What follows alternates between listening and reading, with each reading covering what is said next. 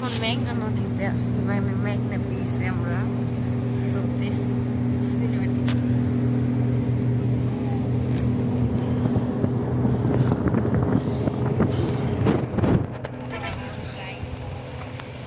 Wow guys, কত সুন্দর! Awesome view guys. Oh my god.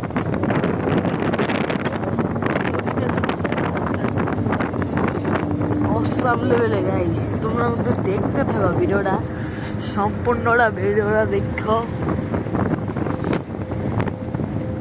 Guys. আমরা এখন ব্রিজ আছি, ব্রিজের ভিতরে।